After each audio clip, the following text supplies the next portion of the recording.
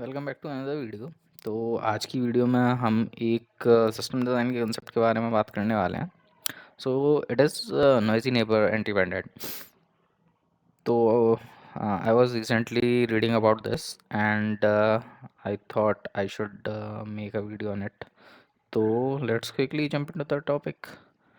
So what is noisy neighbour problem or anti-pattern? So suppose you have a multi-tenant app which suddenly slows down and everything looks perfectly fine, and you're not sure what is breaking. Then this might be the noisy neighbor problem. So this is quite common in distributed system or multi-tenant systems. So uh, a real life analogy we can think of, like we are living in some apartment and our neighbor plays some loud music, so we can't sleep.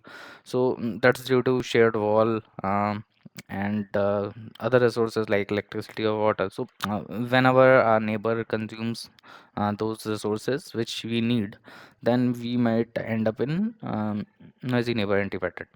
So uh, what does it mean in system design?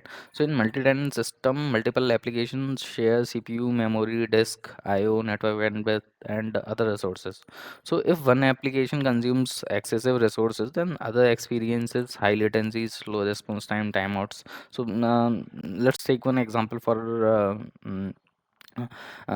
for instance, we have one database, so where we have some limit on connection pools, and if one user occupies all those connections, then other users needs to wait, and if they wait, then they will definitely increase the latencies, or there might be timeouts and increase response times as well.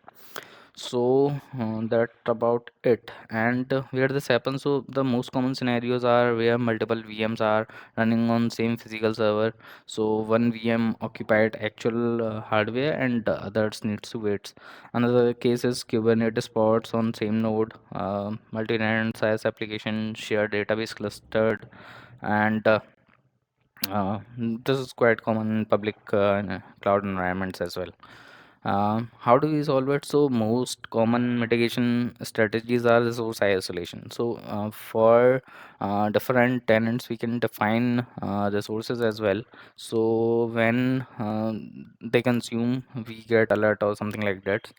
So similar on CPU and memory sides, we can introduce rate limiting, so that single user can't exploit the resources. Auto scaling, if resources are getting exploited, then we can auto scale those. Dedicated instances can be another solution. So a good system design anticipate noisy neighbor before they cause outage.